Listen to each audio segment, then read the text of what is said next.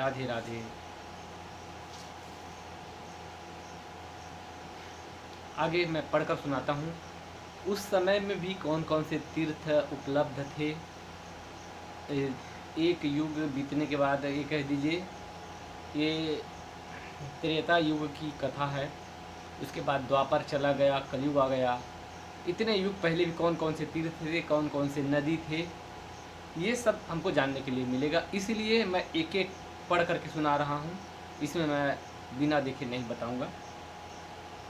आज्ञा मिलने के बाद में माताओं ने उन्हें हृदय से लगा लगा कर आशीर्वाद दिए राम जी को और आभूषण पहनाए। फिर वे रघुनाथ जी तीर्थ यात्रा के लिए उद्यत हो लक्ष्मण और शत्रुघ्न इन दो भाइयों वशिष्ठ जी के भेजे हुए शास्त्रज्ञ ब्राह्मणों तथा उनके ऊपर स्नेह रखने वाले कुछ इने गिने राजकुमारों के साथ अपने उस राजभवन से बाहर निकले। श्री रामचंद्र जी दान मान आदि से ब्राह्मणों को अपने अनुकूल बनाते, सब ओर से प्रजाओं के आशीर्वाद सुनते और संपूर्ण दिशाओं के दृश्यों पर दृष्टिपात करते हुए वन्य प्रदेशों में भ्रमण करने लगे। सभी तरफ जो जंगल है, हरियाली है, प्राकृतिक सौंदर्य है, इस सब को देखते हुए भ्रमण कर रहे हैं श्री रामचंद्र जी। उन्होंने अपने निवास स्थान उसको इस कोसल जनपद से आरंभ करके स्नान, दान, तप और ध्यान पूर्वक क्रमशः समस्त तीर्थ स्थानों का दर्शन किया। नदियों के पवित्र तट, पुण्यवन, पावन आश्रम, जंगल, जनपदों की सीमाओं में स्थित समुद्र और पर्वतों के तट, चंद्रमा के समान उज्ज्वल आभा वाली गंगा, नील कमल की सी कांति वाली निर्मल कली नंदिनी यमुना, सरस्वती, सतद्रु, सतलज को पहले सतद्रु बोलते थे, अभी सतलज बोलते हैं, चंद्रभागा, चिनाब नदी, इरावती, रावी को इरावती बोलते हैं, वेणी, कृष्णा वेणी, वेणी नदी और कृष्ण नदी मिलने के बाद में जब संगम के बाद जो बनती है उसको कृष्णवेली बोलते हैं, निर्विंध्या, सरयू, चर्मवंती, चंबल नदी को चर्मवंती लिखा हुआ है, वितस्ता नदी शास्त्र में वर्णन है, उसको भी झेलम के नाम से, विपासा, व्यास नदी को विपासा, बाहुदा, प्रयाग, बाहुदा,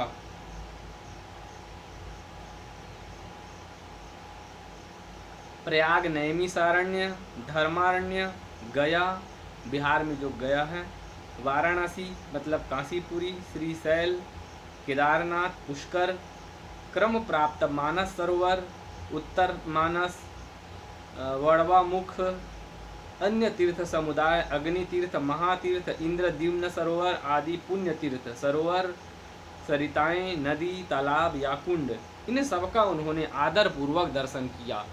भगवान ने इन सब नदी का, तीर्थों का आदर पूर्वक दर्शन किए।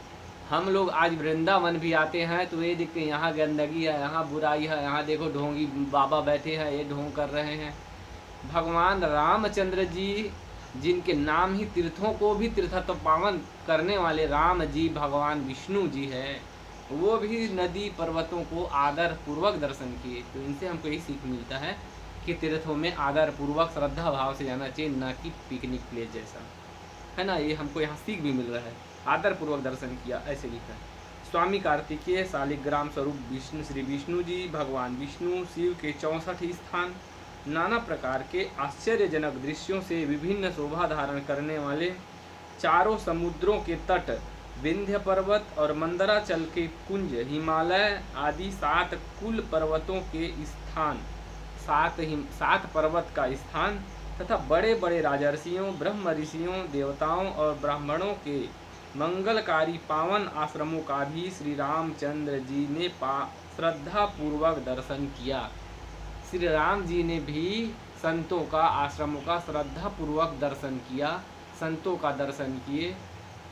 आजकल मैं मानता हूँ, सभी मानते हैं, आजकल संतों के वेश ले करके कुछ अयोग्य व्यक्ति और गलत प्रवृत्ति वाले लोग भी कुछ गलत काम करते हैं, जिसके वजह से भी संत और आश्रम बदनाम भी होते हैं।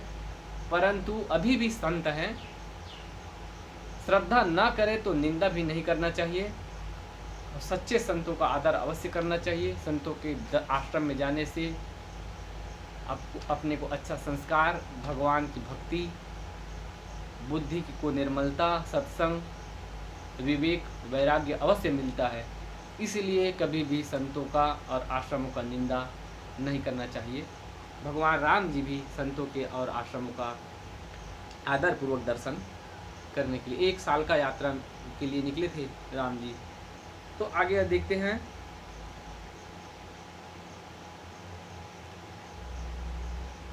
विंध्याचल पर्वत ब्राह्मणों, राजर्षि, ब्रह्मर्षि, ब्राह्मणों के मंगलकारी पावन आश्रमों का श्री रामचंद्र जी ने श्रद्धापूर्वक दर्शन किया। दूसरों को मान देने वाले श्री रघुनाथ जी अपने भाइयों के साथ बारंबार चारों दिशाओं के प्रांत भागों तथा भूमंडलों के सभी छोरों में घूमते फिरे। अपने 2 भाई भरत जी मामा के गांव में थे उस समय, इसलिए भरत जी तीर्थ यात्रा में नहीं आए थे। जैसे देवता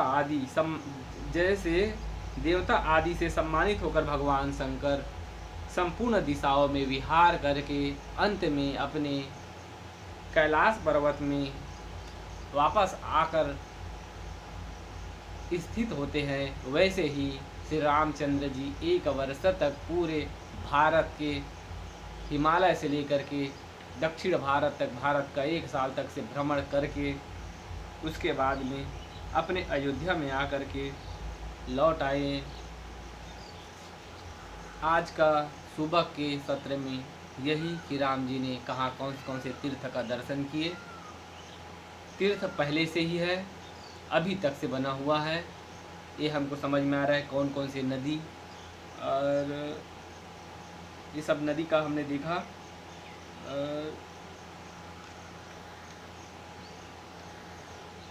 और इसमें मेरे को लगता है कुछ कुछ नदी जो नाम लिखा है, मेरे को लगता है अभी हो ना हो। और ऐसे कहते हैं कि गंगा मैया भी कुछ कलयुग बढ़ जाएंगे तो गंगा मैया भी स्वर्ग वापस चली जाएगी। तब मध्य प्रदेश में बेतवा नदी है, कुछ पुराणों में ऐसा वर्णन है, बेतवा नदी गंगा जी का स्थान लेंगे और गंगा मैया के स्थान में जो अस्थि विसर्जन से लेकर के जो भी शुभ कार्य है बेतवा नदी के माध्यम से होगा, ऐसे कुछ पुराणों में वर्णन है, ऐसे संतों ने बताया। अभी के सत्र में बस इतना ही। हम शाम के सत्र में चर्चा करेंगे कि राम जी तीर्थ यात्रा करके गए तो क्या हुआ। आज हम लोग तीर्थ यात्रा करने के लिए जाते हैं तो वहाँ से हम क्या लेकर के आते हैं, क्या सीख करके आते हैं, क्या दर्शन करके आते हैं, ये सब चीज़ हमको ये समझने के लिए मिलेगा कि हम तीर्थ यात्रा में जाएं तो कैसे जाएं, कैसे दर्शन करना चाहिए, तीर्थ दर्शन कैसे करना, ये हमको सीखने के लिए मिलेगा। हमारा शाम के सत्र में राम जी को क्या मिला, क्या अनुभव हुआ, उनके जीवन में क्या परिवर्तन हुआ, ये बहुत ही महत्वपूर्ण टॉपिक है। इसमें हम संध्या के समय में चर्चा करेंगे। आप लोग जरूर इसको सुनिए। बहुत ही दिव्य शास्त्र है, योग वासिष्ठ महारामायण पूर्व रामायण है। जिस ज्ञान को सुनने से रामचंद्र जी का अज्ञान दूर हो करके बोले कि अब मैं ब्रह्म हूँ, मैं ही ईश्वर हूँ, ऐसा राम जी ने बोले हैं। ऐसा दिव्य ज्ञान है, ये हमारे लिए ही है। वास्तविक में ये भगवान तो लीला करके गए हम लोगों के कल्याण के लिए, और भरद्वाज मुनि की कृपा से ब्रह्मा जी ने हमें आशीर्वाद के रूप में भी ये शास्त्र हमको मिला है। सबके मनुष्य समाज के कल्याण के लिए भरद्वाज मुनि ने ब्रह्मा जी से वरदान मांगे थे। तो ये शास्त्र ऐसा है, मोक्ष का परम और सरल साधन है श्री योग वासिष्ठ महारामायण। थोड़ा थोड़ा आप लोग सुनते जाइए, रात्रि के समय इसको चिंतन करते जाना है। अभी तो स्टार्टिंग है कथा, लगभग शाम से हमारा अच्छा प्यारा कथा चालू हो जाएगा। अधिक से अधिक मित्र को शेयर करें। 10 मिनट सत्संग, वास्तविक सत्संग है शास्त्रों का विचार, शास्त्रों के विचार, नियम संयम तपस्या जीवन में होगा तभी जीवन में सुख होगा।